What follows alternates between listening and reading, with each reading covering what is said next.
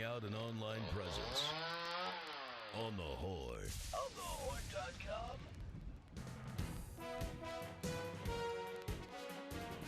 Good evening, ladies and gentlemen. Welcome to News Talk Tonight. You can follow us on Twitter, Facebook, YouTube. We are brought to you by Amazon.com, Gateway Financial Partnership, Sandits Travel, Shipper Technologies, Budwitz and Meyer Jack CPAs, Deepwater Seafood of Avon, and CentralCTDental.com. I'm Dave Moore, and I'm joined by my co-host. Yay, Jen! Jen just is with me. In the house, literally. Woo! Well, in the building. Yeah. In the house. I was in the house when I was calling from my house. This is true. So. And we appreciated the call-ins because, believe you me, I suck when I'm alone. Well, I don't know how you talk. Well, I mean, you can read the news, but you can't really talk about the news without someone to talk about. You can wax eloquently, but that only goes so far. It does. It does. You know. Well, I'm thrilled to be here. I'm sad. And I know that, most of our listeners are just thrilled about the fact that we don't have the election to talk about anymore. But guess what, folks? We do. We do. We have to talk about it. There's a couple things that have been coming out that just are... Too juicy. I'm sorry. They're amazing. I never really thought that in this day and age, there would be a continuation of dirty politics. Really? I thought we'd grown up and got better. Really? Or at least we got a little subtle? more, I don't know. Subtle about it? Yeah. But you're talking about a world wrestling executive. Like, if anyone was going to do obvious, stupid, dirty politics, it was going to be Linda. Yeah. It was going to be. Yeah. I mean, who else? I mean, really. So we'll talk about that a little bit. We might also talk about the budget. Yeah. But boring until you start counting the zeros. But it's not only that, but it has a profound impact on our economy. And right now, Connecticut economy is moribund, to say the least. I mean, unemployment has ticked up to 9%. And that's not counting the folks who have been long-term who have dropped off. Right. And a lot of the budgetary assumptions that we're still using, because we haven't quite gotten to modified gap yet, right, is based on people spending money. Well, if they're not employed, they're not spending money. I don't know. And there are a few other things that are kind of like cropping up that the legislature is going to have to deal with. We are dealing with a special session coming up. Yes. To deal with the, as the administration likes to call it, budget shortfall. Right. Read that to mean deficit. Yes, there's been a discussion about semantics this week. Yeah. The Republicans like to call it a deficit. The Democrats like to call it a shortfall. But there does actually, I mean, not to be... Well, actually, to be slightly serious about it, I mean, I guess, for example, the $1 billion, there actually is a shortfall for the following year. 2014. You can have a deficit in the current year, and then it's a shortfall if you actually haven't put it into place yet. I mean, I actually do kind of was wondering what the difference between the difference is when you have numbers that are actually active. Right. Yeah, that's as right. opposed to what you are projecting for the future. Right. So, and what, pray tell, has been driving the shortfall / deficit bus? Medicare. Medicaid, excuse me. Okay. Thank you. Yeah.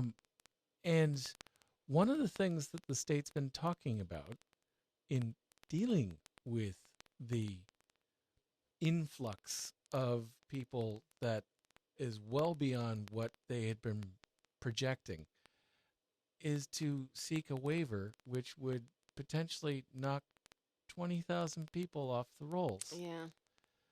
I'm not really sure that the Democratic Party wants to be the party known to knock people out of insurance, especially with all the brouhaha about the Affordable Care Act. Right. Well, it would also be good to know how that number ballooned. I mean, was it more effective communication about the benefits? I read that maybe it was people coming in from out of state, which Doesn't make a lot of sense to me because Connecticut's so expensive to live in. Like, No.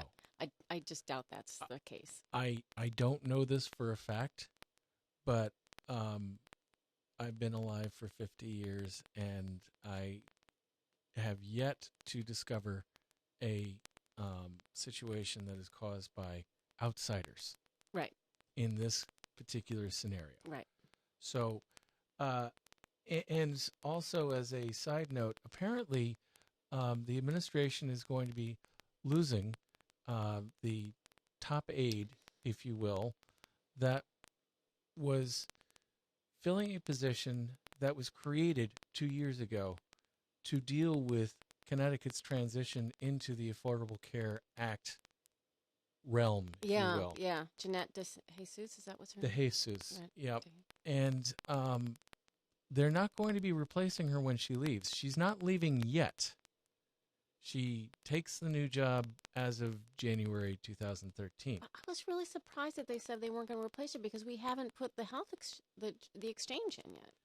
No, but the exchange is actually functioning at this point in time. Oh, that's right. They just need to add more people. Or whatever. The only question that remains as far as the exchange is concerned is whether or not they are going to actually actively negotiate with the insurance companies to get better rates, or are they just going to take in the company's offerings as and present them as something for the state residents to use. Right. And there was actually a huge debate going on in the last 2 weeks about that particular aspect. And the chair of the exchange, who interestingly enough was the person who helped gin up Massachusetts exchange. Mm-hmm. We got him here in Connecticut. Mm-hmm. He's basically saying, no, I don't think we're going to negotiate. And I'm not really sure. I'd love to hear from listeners. I'd love to hear from some of the pundits who might know better than I, not many, whether or not that is playing well in Hartford, Bridgeport, New Haven, because that's where you're going to have a lot of influx, if you will, as the Affordable Care Act really comes into focus for Connecticut. Now, did he say that we shouldn't or we couldn't? I mean, why did he say? I mean, I don't know why you wouldn't want to negotiate unless he said we wouldn't. He didn't say that we couldn't. Right. He said that we wouldn't. Right. And it could be that, and this is speculation on my part, I will preface that. It could be that because they are trying to ramp things up as quickly as they are to get the exchange up and running well in advance of 2014 when we need it, that's the reason why they're not going to take the time to actually negotiate contracts or offerings amongst the big insurance companies. Right. Golden Rule, Oxford, Aetna, Cigna, Anthem, to name 5. Right. Those are pretty much the big 5 that are operating, and Connecticut, right. That are operating in Connecticut. But yeah, Jeanette De Jesus is going to become a senior vice president of Wheeler Clinic, Inc. as of January. Mm-hmm. And the governor said some very nice things about her as he announced, or as his office announced that she was going to be leaving, saying that she had basically done her job and then some, and that because things are ahead of schedule, that they're, we thank her. She has left a big imprint on the state, said Malloy, and they're not going to replace her. And I'm thinking, is this another budgetary thing that, hey, we don't have to pay her anymore, so that's another $115,000 that we don't have to worry about? Yeah. I don't know. I know. I would love to know, Penny wise, pound foolish. And it's going to be interesting. Not only are we dealing with a special session to tie up the $365 million deficit, but it's going to run right into the next regular session. Right. Well, it'll be a couple of weeks after that. Maybe not even. It may even be, depends on how long the special session actually goes. I'm guessing it won't last long. I mean, they do tend to do those negotiations in advance. Yes, and that will be in essentially Speaker Donovan's last hurrah. Right. As far as his involvement, direct involvement, shall we say, in Connecticut politics. And Majority Leader Sharkey is now looking as though he is going to, in fact, become the next speaker. Yes. And it'll be very interesting to see what he does with some of the possible proposals that'll be coming up in the next session. Yeah. Like assisted suicide or higher taxes on candy and soda. I mean, is that like a corollary to the sin tax? Hey, kids, you can't smoke, you can't drink, but we can zap you where you live. Candy and soda. That's going to probably run into a gubernatorial buzzsaw. But, you know, back to the thing that we started off with, though. I couldn't help myself. I really couldn't help myself. Remember how much money Lynette McMahon spent on her election attempt this year? Almost $50 million? Yep. Well, there's still some expenses left. According to News Channel 8, several... Can we gloat? Can we, like, actively gloat? You can. Brian I not probably should not. Okay. I should maintain some semblance of neutrality. But go ahead and gloat. Several campaign workers who had previously complained to Channel 8 about not getting paid were given checks that bounced. Unbelievable. Well, no, it is believable. It's just hilarious. The reason why the campaign workers complained to Channel 8 was because they weren't given checks after November 8th. Right. Now, the election was November 6th. The campaign was supposed to be like wrapping things up by November 8th. That's why I mentioned that date. Apparently, because News Channel 8 got involved, the campaign then said, oh, you're right. We'll issue checks. Right. Consumer protection. Yeah. Consumer watchdog on your side. Well, those checks bounced. And it wasn't just the campaign workers that got hurt by this. Apparently, a number of the workers are located in New Haven. Mm-hmm. There are certain businesses that are set up to deal with check cashing. Right. Yeah, I saw that in that article. Those guys are out $1,600 so far. So describe how that works. So they paid the money before they paid the money before the checks actually got deposited and cleared. Right. So now they're left holding $1,600 in bad checks, and several of the employees who didn't use the check cashing services are now holding bad checks. One of them, one of the main ringleaders who had gone to Channel 8, apparently not only did he get a check in the mail, it came with a condom. Really? Wow. And I believe there was a note. Yes, that came there was with a it. note. There was a note. I believe you have the note. The article said, there. And this is so classy. It's just quote, so classy. Yeah. Let's see here. Now, it has a little background on the guy who got the condom. Wasn't he? Yeah, he was one of the ones who went to News 8 and said, you know, I haven't been paid yet. Right. And was he also one of the ones who was the quote-unquote volunteer?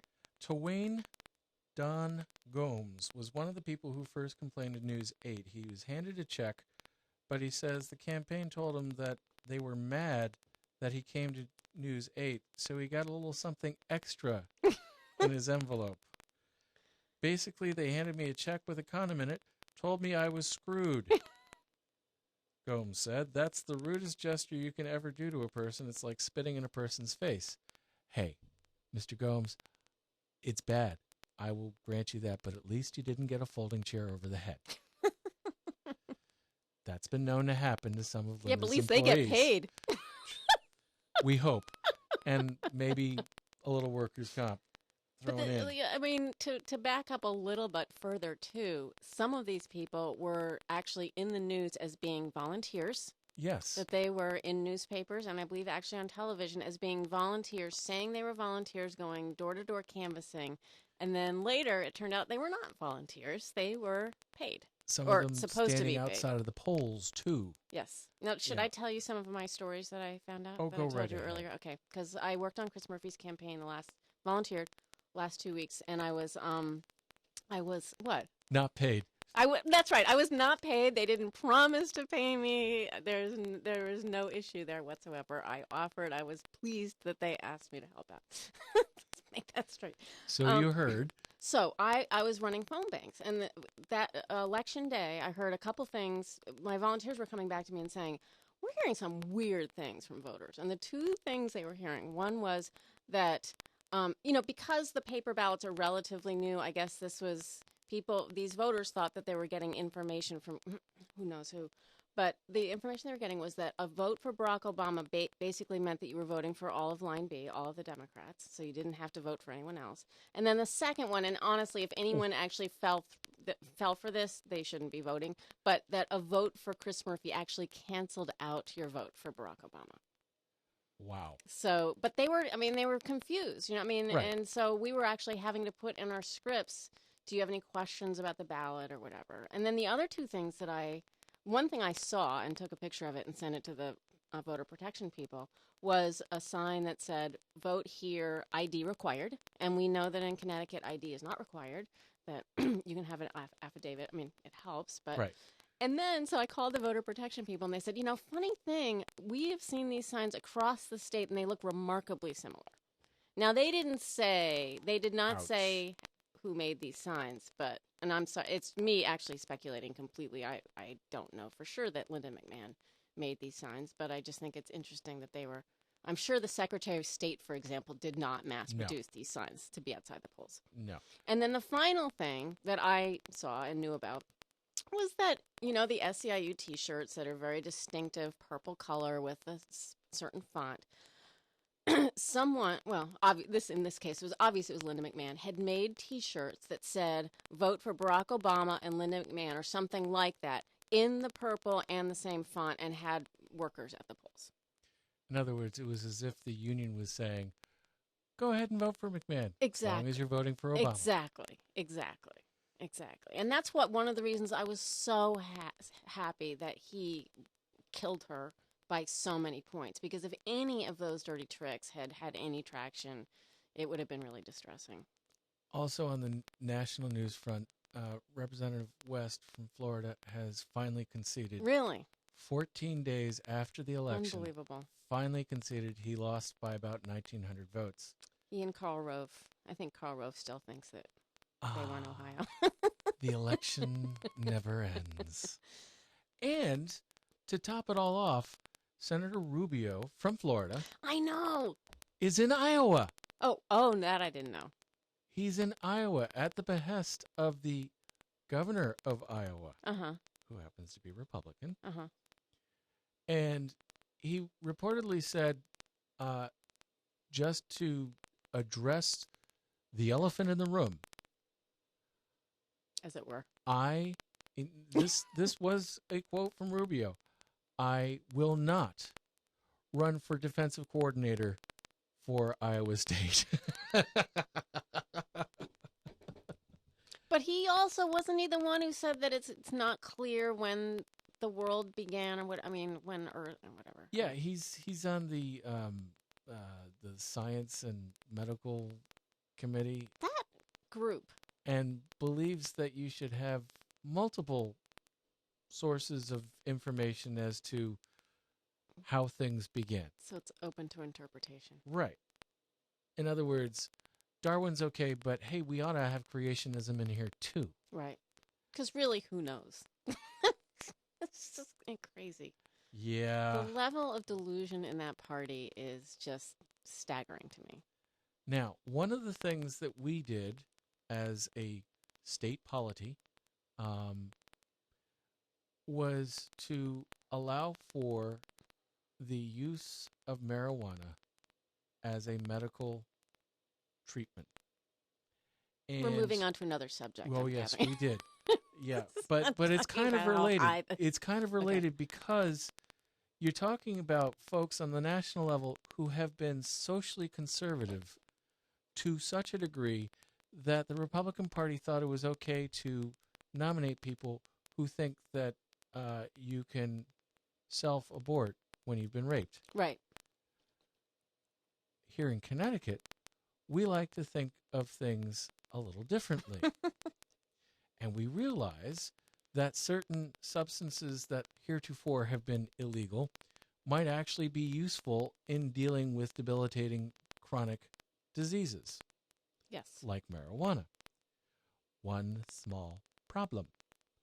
In order for that law to actually work, you actually have to have patients who are willing to use it and doctors who are willing to prescribe it. Herein lies the rub. Yeah.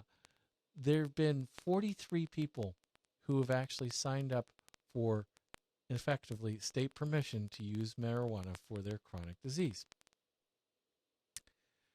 There is a catch-all at the moment in place because we don't have the pharmaceutical marijuana ready to go. Right. And therefore the pharmacies aren't ready to I was going to say, how do they deal with prescriptions. So if you ask the Department of Consumer Protection for an application, you can get a certificate that says that it's okay for you to have a small amount of marijuana and not be prosecuted, therefore, for possession. Now, we've also semi-decriminalized marijuana, such that if you have up to a half ounce, you can get a $190 fine, as opposed to jail time. Right. Yay. But this certificate would prevent even that from occurring. Right. The problem lies with the fact that you also don't have doctors who are still willing to make that call, to give that prescription, to sign off on such an application. Now, that's interesting. Because, I mean, I did think that, for example, people with MS, you know, there are certain conditions and people who have cancer that it really is very useful. So I'm surprised that doctors... Glaucoma. Right, exactly. I'm surprised they wouldn't sign on to that. Apparently, the Connecticut State Medical Society testified against the law when it was being debated. Now that there is a law, doctors may well consider the drug as therapeutic, but doctors will likely need to see more conclusive studies before they start recommending marijuana as a course of action, according to Dr. John A. Foley, who is the president of the Connecticut State Medical Society. Quote, "They are largely skeptical because the science behind it is debatable," end quote. Okay. Last I knew, and I'm not a doctor, even though I have JD after my name, it's not a medical doctor thing.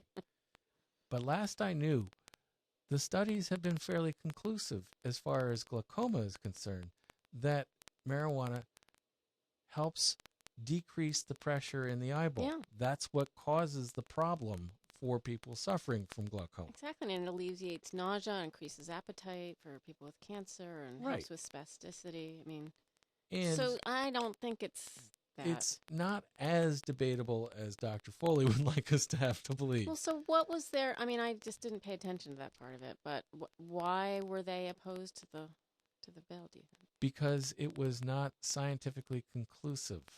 But that was their basic... But that's what they said. What do you think they meant? I think what everybody is still concerned about is the fact that it's still a Class A drug that is punishable by federal imprisonment and fine. Right.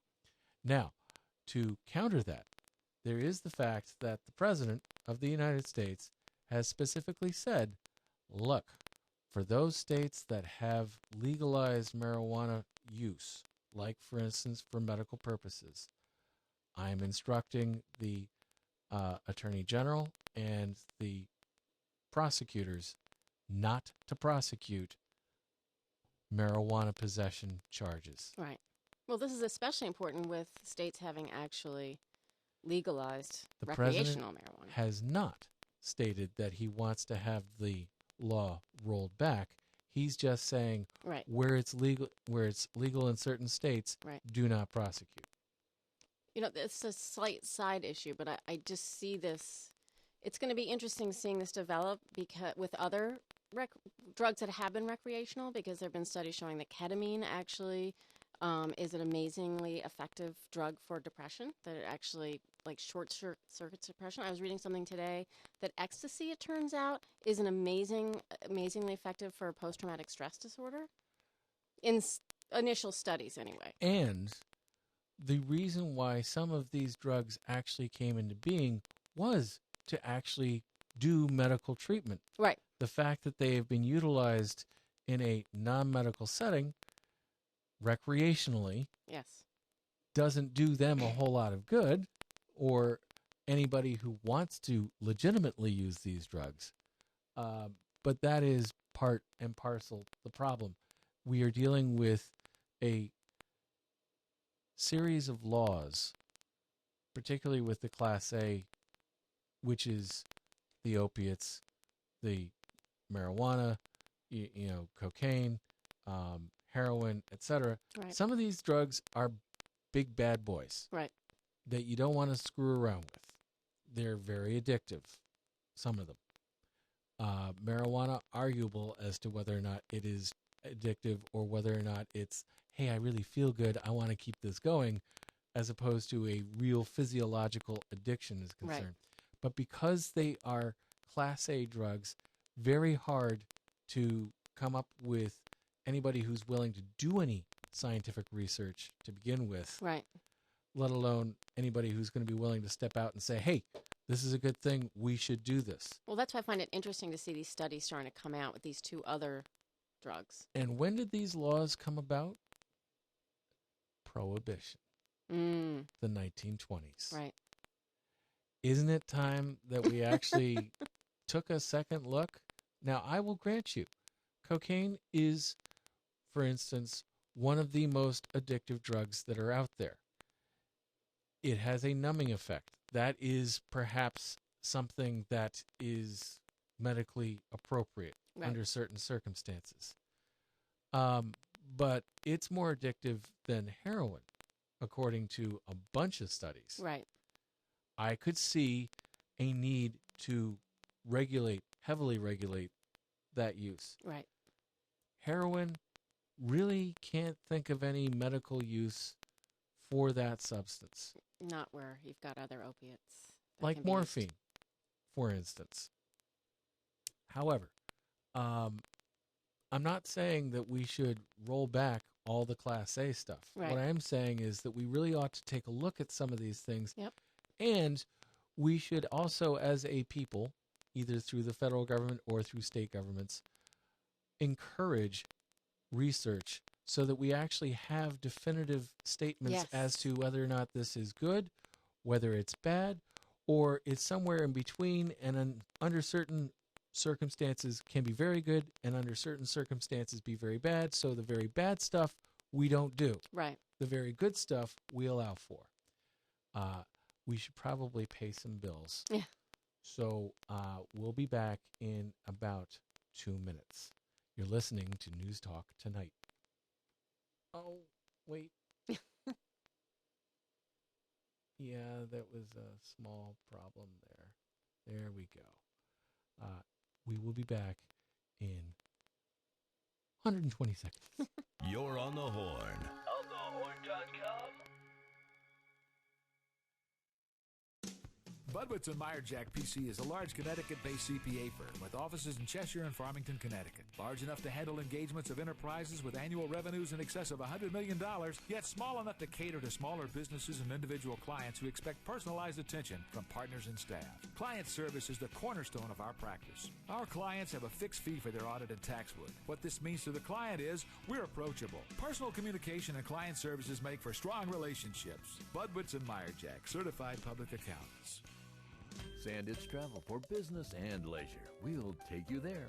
Sandits Travel has been proudly serving Connecticut since 1960. That's over 50 years. And we're ready for another 50 years of superior service. Whether you prefer to come in, call in, or log on. We invite you to explore how efficient, diverse, and fun it is to book through Sandits Travel. Save your money and your time with us. Sandits Travel. We'll take you there. We're also brought to you by Deepwater Seafood of Avon. Have you been to the only fish market in Farmington Valley? Deepwater is located on Route 44 and is open 6 days a week, Monday through Friday, 10 a.m. to 6:30 p.m., and Saturdays, 10 a.m. to 5 p.m. One of the best things about Deepwater is their fish are fresh. 2 to 3 deliveries daily to meet your needs. Deepwater has a menu of grilled fish items, scampi, fish and chips, soups, bisques, and chowders. For your catering needs, authentic paella, cedar plank salmon sides, and always the traditional New England clam bake. Deepwater also has the very best shrimp cocktail that you'll find anywhere. Call in your order at 860-676-9657, and they'll have your order ready for pickup when you arrive. Deepwater Seafood of Avon, not just for the halibut. And we're also brought to you by CentralCTDental.com. Doctors Camp, Sambor, and Lupini for serious issues or routine checkups. Go nowhere else. Easy to get to on the Plainville-Farmington line. Call 860-747-5761 or make an appointment at CentralCTDental.com. That's CentralCTDental.com. We'll be right back. The Hartford Online Radio Network. On the Horn. Onthehorn.com. Okay. Well, you know, there was one thing that I found kind of interesting.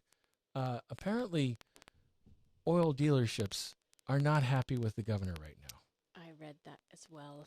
And having actually considered needing to replace my natural gas furnace, I looked into several programs that are out there, and they all favor natural gas. Mm-hmm. Whether it's replacement of hot water heaters, replacement of furnaces. Basically, you can get somewhere between $250 to $500 off as far as hot water heaters and or furnaces. Plus, you can get tax credits. Now, it's not just replacing oil burners. Mm-hmm. It's also if you have an older gas unit and you are upping the efficiency, Mm-hmm. you can get credits. Well, apparently the oil dealerships are not happy because they're not included in either the money off for a new efficient burner, Right.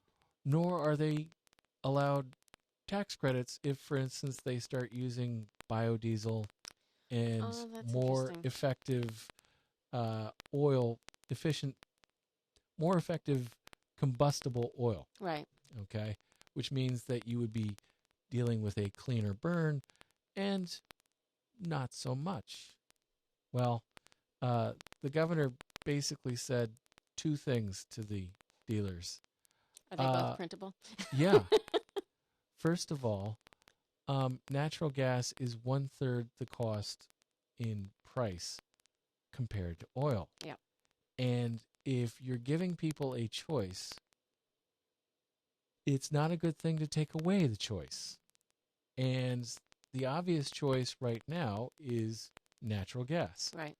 That was his basic mantra. Mm-hmm. And that didn't satisfy the oil dealers.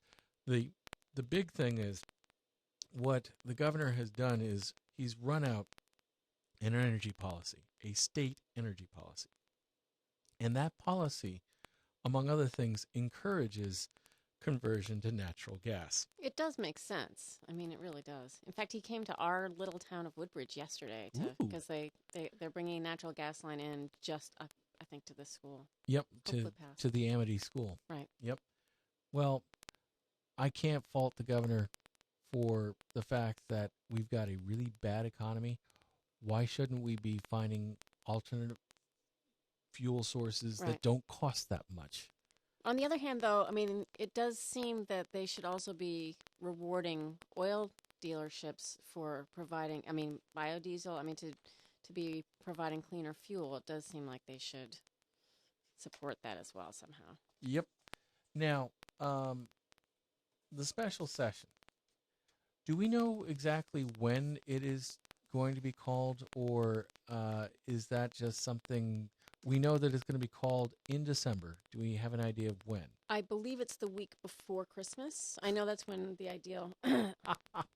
Well, talk about something that's going to sort of like compel you to want to have that session be as short as possible. By the way, Like the guys, fiscal cliff. It's like we're not the letting you calendar out, cliff. even if it's December 24th. You got to come up with something. Well, that's why, I mean, I do think, and they do, as far as I understand, they do a lot of this negotiation up front so that they can just go in, do it and then come back out. Now, part of the problem is, and let's essentially set the table for this. The budget for 2013 at first looked like it was going to be down 20 million. Then it looked like it was going to be down 36 million. Right. Then it looked like it was going to be down 60 million. Now, wait, context. The entire budget is what, about 17 billion, something like That that? is 18 correct. billion? Okay, just to put a little perspective, context. And then all of a sudden it went from 60 million down to 365 million down. Right. Now, we can certainly make fun of both the legislature and the governor for, here you did it again. But in reality, as has been mentioned before, it has been Medicaid that has really killed us as far as the budget is concerned. Yeah. A classic example was when we were looking at a $60 million deficit, Mm-hmm. 30 million of that was Medicaid related. Right.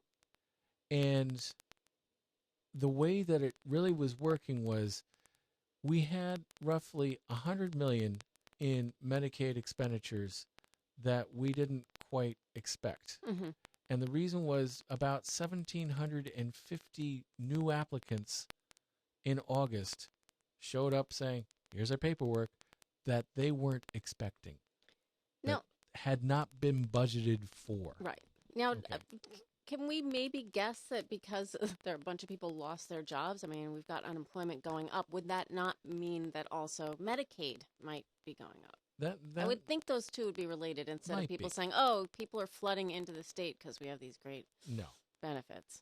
Now, of that 100 million, there was 50 million that was going to be paid for by the federal government. Not right away, but essentially in time for the budget. Right. Plus, ladies and gentlemen, there was roughly $20 million in debt service that we weren't going to have to pay that we had budgeted for. Yeah. Okay, so we ended up with a $30 million shortfall. Gee, that at one point equaled the deficit that we were looking at, Right. and then things started to climb even further. And of the $365 million that we are short for 2013, Mm-hmm. 220 million are Medicare related. Medicaid. Excuse I know, me. I get keep that too. messing That's that up. Aid. That's a lot. I mean, they need to figure that out. I mean, I don't know how they. Well, I guess you couldn't guess that unemployment was going to go. Well, No. you could have a little bit, maybe. I don't know how you project that, but You could project that unemployment would not come down significantly. right. Instead, it's actually gone up a little. Yeah. But the reason for the special session is that our state law requires that once the deficit gets above 100 million, Right. the governor is to present to the legislature a deficit mitigation plan. Right. Now, under ordinary circumstances, you would likely see a combination of budget cuts as well as increase in taxes. Mm-hmm. The governor has been explicit. Read that to mean he has virtually promised no new taxes. Right. But he had a funny way of saying it, I have to say. He did. However, you can count on the fact that for the deficit mitigation plan that will be presented to the legislature, it will be almost exclusively cuts. Right. State budget cuts. Now that means we could have law libraries shut down. We could have certain Department of Motor Vehicle satellite branches shut down. It means that we might actually have, among other things, vacancies that have long been unfilled permanently not filled. Right. Like the position is done away with in the state government. And that is how I foresee the deficit mitigation plan being presented to the legislature. Right. What is problematic for the legislature and why I'm a little scared about the fact that they're scheduling this not 2 weeks before Christmas, but 1 week before Christmas, is that there are probably going to be some legislators who are not going to be really thrilled with some of the agencies being shut down or shrunk, because it will have a direct impact on their people, Right. on their districts. And it could well have an impact not only by virtue of reduced services, but some of the folks being on the unemployment line that weren't expecting it before. Right. So I would imagine that it is going to be a tough pill for the legislature to swallow. Well, I would argue that's why it's good that they're pushing it off, because they need all the time they can get to Crunch numbers. Yeah, to crunch numbers, work out a deal so that they can go into the session and have a really productive time. Because you have to have those discussions and negotiations before you actually start. Now, as mentioned before, one of the other ways that the state could save money is if it followed through with its request for a waiver for Medicaid, which would have the impact of dropping somewhere between 17 to 20,000 people off of the rolls. How can they do that? I don't know how they do that. They can do that by way of saying, hey, guess what? We didn't budget for you. Right. Terribly sorry. But then what do those people do? They don't.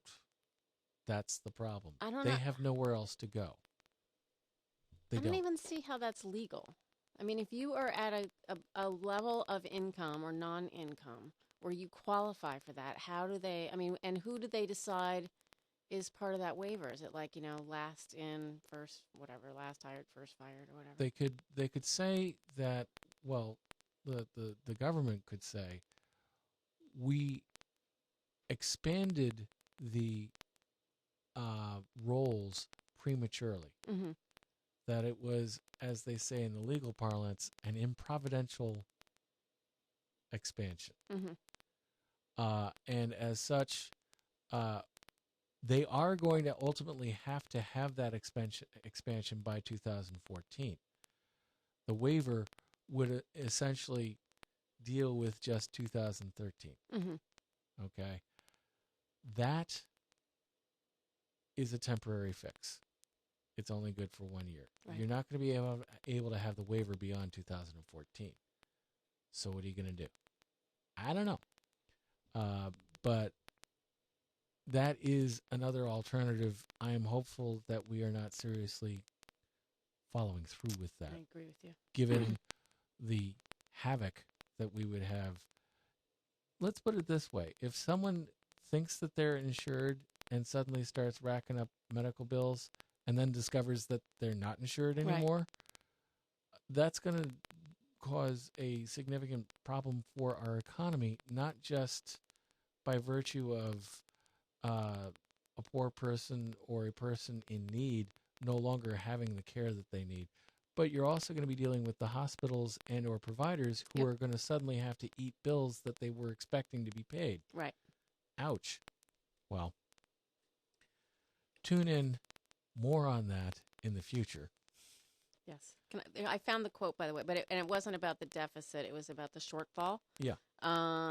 This was from CT News Junkie, I believe. Capitol press conference following his monthly commissioners meeting, Malloy said he won't raise taxes to close the $365 million deficit, and he has, quote unquote, no intention of raising taxes to close the 2-year budget shortfall. Pressed about why he won't pledge not to raise taxes, Malloy said bluntly that he almost lost an election because he refused to take a pledge like that. Yes. That, he was crystal clear that for the $365 million, Right. no taxes.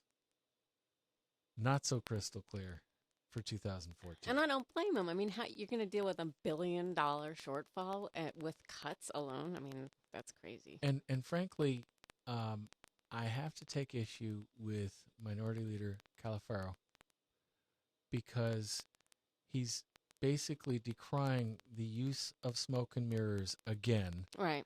That we were using these one-stop fix that weren't going to be able to really address the situation. Representative Califaro, with due respect, Medicare, Medicaid, etc. A lot of that is what is driving this particular bus. Right.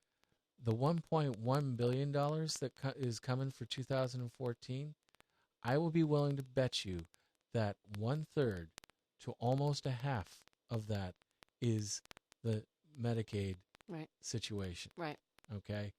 And they are now dealing with more accurate projections based on what they've been seeing for the third quarter of 2012. Right. They are now prognosticating a greater deficit because of that. Hey. Well, I know this has been scintillating to most of our viewers, but it really does have an impact on how we govern ourselves and how we dig ourselves out of this economic mess. Yes. Hopefully, the fiscal cliff, so to speak, that we're dealing with on the federal level will not come to fruition, because if it does, Oh my God. Yeah. we are going to be a hurting puppy. No ifs, ands, or buts. And then you're going to be dealing with towns that are no longer getting state aid, because that's going to be another one of the cuts. Right. There's no ifs, ands, or buts about that. Hey, On that happy note. you've been listening to News Talk Tonight. I'm Dave Moore, joined by Jen Just. You can follow us on Twitter, Amazon.com. We're brought to you by Amazon.com, Gateway Financial Partners, Sandits Travel, Sherbert Technologies, Budwitz and Meyerjack CPAs, Deepwater Seafood of Avon, and CentralCTDental.com. We'll be back next week at 7:30. Good night.